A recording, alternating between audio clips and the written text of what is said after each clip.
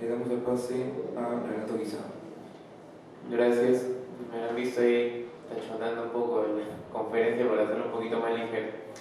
Así que vamos a ver cómo quedó. Forjar una forma poética, estancias de Javier Solóure. Tal como permite pensar el sustantivo plural de su título, Estancias, es un conjunto conformado por 22 poemas. Entiéndase esta aclaración no como notoria obviedad, sino como una postura que se formula a partir de la opinión contraria. Y es que no faltará quien interprete los versos que nos conciernen como un solo cuerpo, del cual cada uno de los poemas es miembro que compone una estructura final, estructura unitaria dividida. Las razones para creerlo así, sin embargo, bien podrían no ser infundadas. En principio, la idea se sostiene en la observación de la tipografía. Todos los poemas reciben una numeración ordinal preferentemente capaz de tener su correlato, ¿no?, en un orden de 1, 2, 3. ¿no? Se diría entonces que la indicación numérica es muestra de un deseo del autor de aclarar la división y ordenamiento de su trabajo. Por otro lado, el análisis métrico llevaría al lector a pensar que, efectivamente, la numeración divide y distribuye las estrofas de un mismo poema. Es verdad, pues, que estancia es un vocablo que designa una forma casi fija de estrofa heredada de la tradición petrarquista italiana, así como también es verdad que cada uno de los conjuntos separados por la numeración de estancias son lo suficientemente cortos y sintácticamente cerrados para confundirse con dichas estrofas consagradas. Ciertamente abro esta discusión porque es de importancia capital, porque de la aclaración resultante dependerá no solo la comprensión del significado de la obra, de haber un significado relevante, y el goce estético, sino, en el caso particular de estancias, el conocimiento y valoración del aspecto creativo de su autor. Una lectura detenida de los 22 grupos de versos de estancias conduce a la conclusión de que la hipótesis del cuerpo único es inconcebible, ya que no existe una secuencia temática objetiva que ordene los poemas, no se evidencia progresión narrativa alguna, así como tampoco reiteraciones, ciclos o referencias intertextuales. Esto se debe a que cada grupo numerado de versos en estancias es un poema con su propio sentido y gusto. Nótese, al respecto, la notoria independencia que poseen a pesar de su corta extensión, variaciones de tono, diferentes niveles y maneras de interacción sujeto-objeto, asuntos distintos y sin ecos intertextuales, expresados y agotados en periodos sintácticos casi siempre cerrados, cuando no circulares, y de estructuras variables. Se desmiente en ellos toda impresión de fragmentariedad o ausencia, pues por más que en algunos casos se trate un solo y breve aspecto del tema que el poema propone, a modo de vistazo, este se estructura con cierto detalle hasta verse culminado. Sin embargo, si bien propongo que cada sección numerada de versos es una obra acabada en sí misma, con su propio sentido y significado, no hay duda de que existe un tipo de unidad perceptible del cual participa cada individuo del conjunto. La pauta se encuentra, paradójicamente, en el título. La flexión del plural de un nombre cualquiera designa un grupo de objetos independientes que tienen rasgos en común. El título comunica, indefectiblemente, que el poeta es consciente de las coincidencias sobre las que ha estructurado sus poemas. Se alude a una unidad que ha de buscarse en la esencia estructural de cada poema comprendido como ente individual y no como fragmento. La estancia, entonces, surge como una forma poética precisa, un cúmulo de rasgos que todos los poemas del conjunto han de compartir, una unidad arquetípica que se realiza y actualiza de 22 maneras distintas. Para perfilar entonces una definición descriptiva que nos permita reconocer una forma poética en la estancia, junto con la innovación estructural que ésta supone, es menester identificar constantes estilísticas que en un contexto comparativo servirían como elementos diferenciales a partir de sus manifestaciones objetivas.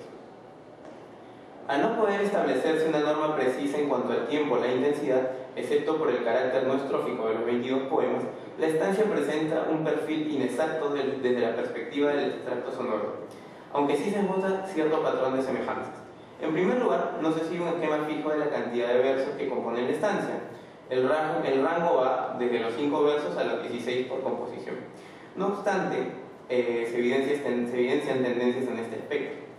Hay 6 estancias de 7 versos y 5 de 8 versos, mientras que la diferencia en la cantidad de versos de los poemas en general es relativamente baja. Se trata siempre de composiciones cortas en todos los casos. Otro tanto se evidencia respecto de las medidas silábicas empleadas. No solo los metros suelen variar de estancia en estancia, sino que haciendo la salvedad de ciertas estancias construidas totalmente en heptasílabos, estas presentan estructuras no isométricas cuya regularidad fluctúa entre la isometría apenas frustrada y el verso relativamente libre. La constante en este nivel solo se halla en la proximidad de los números diferentes, ya que no en medidas exactas. Las estancias no contienen versos largos ni con cesura obligada. Son, en su mayoría, versos de arte menor. El carácter breve de la estancia se confirma también al observar la composición sintáctica. A saber, la estancia es una forma breve puesto que consiste de un solo periodo corto, conformado de pocas oraciones, cuando no de una sola. Por ejemplo, en esta estancia aquí, tocándolo tan solo, con invisible rayo, al desnudo durmiente, bajo signo ignorado, lo despiertas, oh música, para extático alzarlo, al intangible coro, donde es tu imperio exacto. No obstante, la peculiaridad de su extensión no es sinónimo de simpleza o poca intensidad, pues si bien el asunto de la estancia puede llegar a contener un solo aspecto del objeto que trata, solo Buren apuesta por la condensación. Tal aspecto se profundiza mediante detalles, lo que se logra al expandir la oración aumentando sus elementos subordinados adyacentes. En el poema que acabamos de leer, por ejemplo, el actuar de la música se mostraría incompleto y con significado nimio si no fuera por el objeto indirecto y los complementos del predicado, que incluso llegan a presentar una oración subordinada. Así, al rasgo en principio sencillo se le suma información que le da el matiz de lo trascendente. Sintácticamente, entonces, salvo la eficiente coordinación de oraciones simples de la estancia 12, esta es una composición que tiende tanto a la subordinación de oraciones como a la profusión de adyacentes, muchas veces largas para su condición. La condensación se genera en esta forma de componer, ya que todos los detalles se concentran en una misma estructura sintáctica y en torno del mismo núcleo, trabando íntimas relaciones de dependencia entre estos componentes que no se darían si la información se repartiese en oraciones coordinadas. Así, la estancia se construye sobre un esquema atómico, donde el núcleo es el rasgo que el asunto del poema elabora y los electrones, los detalles que se expresan en los elementos subordinados de la oración. Y esta estructura de ordenamiento en torno a un centro se evidencia incluso en los nexos supraoracionales. En el caso de la estancia 12 que acaba de mencionar, de composición paratáctica más bien, esta atomicidad se logra por la reiteración de la figura del antiguo como sujeto de casi todas las oraciones y por la elipsis que las hace referencialmente dependientes. El antiguo habla en mí despierta, sus ojos son un agua cineraria, un pálido nenúfar su sonrisa. El antiguo creyó saber y su creencia fue sabiduría, dobló la cabeza en el amor, espuma soy blanquísima. En segunda instancia, es posible esbozar la esencia estructural de la estancia partiendo del análisis de las peculiaridades sintácticas que, paradójicamente, distinguen a ciertos poemas del conjunto. Tal sucede con la estancia 17, por ejemplo, donde el sin embargo que une ambas oraciones carece de un claro sentido adversativo, o en la estancia 10, las voces que nacen de este júbilo, primavera, los vientecillos frescos oreándote el cabello, las vaporosas, rosadas, guirnaldas que te envuelven, y ese licor que viertes, sonriéndome en la sangre, cuya estructura enumerativa es más bien un anacoluto y no llega a establecer una oración completa. Es en estos casos que se evidencia con mayor nitidez lo que la estancia, en tanto que forma, busca transmitir, una voz que, en su emoción, quiere exclamar lo experimentado, dejando de lado, si es necesario, la precisión lógica del discurso. De tal manera, el poema anterior no presenta una estructura entera, pero comunica un desborde emotivo frente a las manifestaciones de la primavera que encuentra la expresión adecuada de su intensidad en esa ausencia que da la impresión de la potencia contenida que genera lo que no se termina de decir. La expresión de un estado anímico es, pues, otro rasgo capital de la estancia. La voz se muestra afectada por entidades externas, realidades que generan al interior del yo el sentimiento de lo maravilloso. Son estas características que también alcanzan a todos los miembros del conjunto, lo externo al yo y la maravilla. Es menester anotar, por lo tanto, que cada una de las estancias tiene como tema una entidad perteneciente al ámbito de la experiencia vital. Todas las entidades se ven personificadas por el uso del vocativo y la segunda persona gramatical en la conjugación de los verbos y los pronombres. Frente a estas, la voz enuncia distintas formas de exaltación. Es un estado de ánimo que tiene su génesis en la vivencia de lo externo. En estos rasgos encuentra mayor explicación, por ejemplo, el proceso estilístico de la condensación sintáctica. El yo muestra su entusiasmo por lo que presencia al considerar indispensable la enunciación de detalles que, además, presentan lo que hace grandiosas a las entidades que moldean. Por otro lado, la exaltación también sucede en el estrato rítmico de los poemas, lo que se hace patente tanto en el uso de la exclamación como en la versificación de la estructura sintáctica. La segmentación de versos de medida corta supone dividir una oración larga en partes mínimas, lo que deviene, debido a la pausa versal y a los perceptibles encabalgamientos, en un énfasis sonoro para aquellos miembros de la construcción que pierden el protagonismo al estar subordinados. Así, todo en la oración cobra la fuerza que produce lo maravilloso en el yo. Y este efecto de realce rítmico es conocido por Sologuren, y así lo demuestra en el comentario que hace un verso en una versión de los poemas de Final de la Vida de Hölderlin. La estancia 21 es el ejemplo más interesante de este procedimiento que acabo de describir. Hollado otoño, sin la niebla, de tus seres, errabundos, tu cabeza, cenicienta, va girando, tal un pomo de un buento en las manos confidentes de un enfermo. En estos atributos estudiados de la estancia se hace manifiesta la indudable relación con una forma ya existente y de gran tradición, el himno, que tiene su origen en el nacimiento mismo de la lírica occidental. Kurt Spahn dice acerca del himno que es quizá la forma lírica más exaltada por su solemnidad, su sublimidad y la conmoción que alberga y quiere contagiar.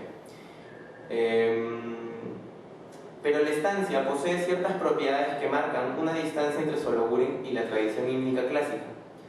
Distancia que reside en el grado de subjetividad con que el yo conceptualiza su experiencia. Y es que, en principio, tanto en los himnos homéricos como en los epinicios de Bakílides o en los de Pínaro, el yo presenta una posición exclusivamente contemplativa frente al personaje loado, siendo el dios o el héroe el único capaz de actuar y la voz pura espectadora de lo grandioso, pero jamás partícipe. De tal modo, los himnos clásicos narran sucesos que son los motivos de alabanza, entre otros hechos de la biografía del personaje, todos lejanos de la dimensión del enunciante. Wolfgang Kaiser, por ejemplo, dice que los himnos homéricos expresan más bien una actitud de la enunciación, e incluso se puede afirmar con razón que, en el fondo, son poemas épicos, a causa de su carácter descriptivo, de su actitud narrativa. O sea que no hay una perceptible compenetración entre sujeto y objeto. El tono solemne en sí mismo tiende a distanciar a más orillas. En cambio, la compenetración es real en las estancias. La intimidad entre el enunciante y su objeto cantado es mucho mayor, al punto que el yo poético puede llegar a constituirse en el ente que más bien hace sobre el objeto, ¿no? Tú transitas los caminos de mi corazón noche, y yo asciendo por tus venas como alborada frágil. En estancias, la interacción entre yo y tú es capaz de modificar la naturaleza de las cosas, e incluso la sola contemplación muestra tal intensidad que irradia la cercanía de los cuerpos en lo sensorial y plástico de la expresión, que crea una apariencia de observación impresionista, espontánea. La vid lanza sus garfios al deslumbrante cielo. Cálidos como labios se aprietan los racimos a orillas del celeste cuerpo mediterráneo. Una segunda diferencia también tiene su origen en el espíritu épico del himno clásico, y es la tendencia a la totalidad, en contraste más bien con lo instantáneo o fragmentario en la percepción que se da en la estancia. Y es que el lírico griego hace de su sujeto de alabanza una totalidad uniforme en primer plano. Todas las dimensiones de su existencia son dignas de loa y deben presentarse en el himno para que la exaltación sea mucho más solemne. De esta manera, por ejemplo, Bakílides canta todas las bondades de los héroes olímpicos, pues son tanto grandes deportistas como ejemplos de vida correcta y gloriosa. Asimismo, los himnos homéricos estructuran amplias narraciones. Es así que la forma clásica de exaltación hace del himno un género un tanto más concreto y se diseñan fórmulas con partes precisas para su composición. Difiere Sologuren por su sensibilidad. Vivir la intensidad del más fugaz de los fenómenos es motivo suficiente para loarlo con el canto y ver en él la trascendencia de lo sensible, no como único de la fuerza de la naturaleza, sino como de la propia realización de la fuerza de la naturaleza. Si con alguna forma del amplio repertorio del poeta habría que emparentar la estancia, es con los haikus, ya que tal amor por los pequeños gestos y las manifestaciones niñas lo hereda del Japón. de cuya literatura es confeso amante y traductor industrioso. Para la voz de la estancia basta la mínima experiencia de la realidad para maravillarse, y la expresión de esta mínima experiencia, con su composición detallada, contendrá el concepto que de la entidad externa tratada estructura el poema. De modo que todo el sujeto de alabanza se sintetiza en una sola manifestación, un solo movimiento o vistazo tan potente que hace cantar al yo. Se trata, pues, de una forma específica y tremendamente personalista de representar la vivencia, mirada en perspectiva que resalta ciertos puntos y silencia otros, modificando el significado de su objeto, creando el significado al fin y al cabo. Este personalismo de la voz de la estancia es el rasgo que más la aleja de la tradición hímnica clásica, debido a la resemantización a que somete las entidades tratadas, mientras que el himno clásico es una práctica social, un canto coral donde se expresa la idea que una comunidad tiene acerca del sujeto alabado.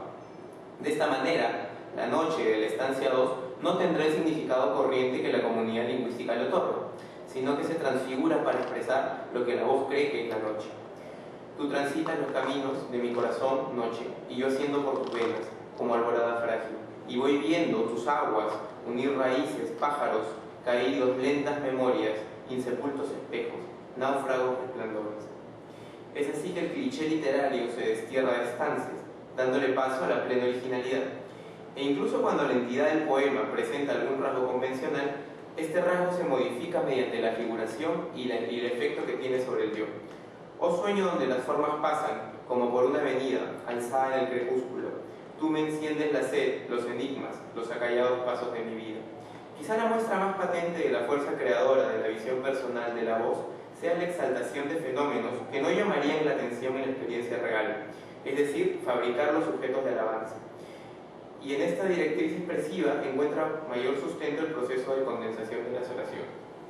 Al respecto, la estancia es un himno que no siempre le canta aquello que se sabe solemne. Le canta, por ejemplo, a la nieve, a un árbol, a la flor, al hambre o a la sed, que no son temas ímnicos en sí mismos, pero la estancia los recrea como entes dignos de gloria, pues así lo sienten.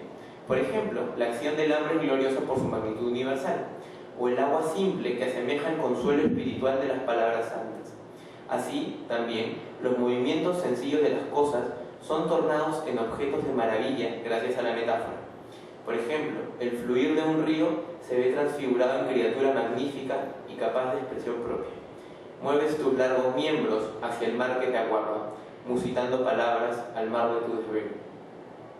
Efectivamente, entonces, se concluye que la estancia es una forma en la que todos los estratos se conjugan para expresar el sentimiento de maravilla frente a una realidad en principio ajena al yo. En este sentido, la estancia es un himno, pero con grado poco convencional de perspectiva individual que la distingue de la estructura hímnica común. No es, por tanto, un himno que reafirma las concepciones existentes de los diversos fenómenos naturales que moldea, sino un vehículo capaz de crear sus propias y espontáneas figuras de alabanza y su propia sensación de lo maravilloso, ecos, ¿por qué no?, aunque toda literatura es ficción, de la vivencia personal de uno de los mayores poetas que el siglo XX dio a conocer. Gracias.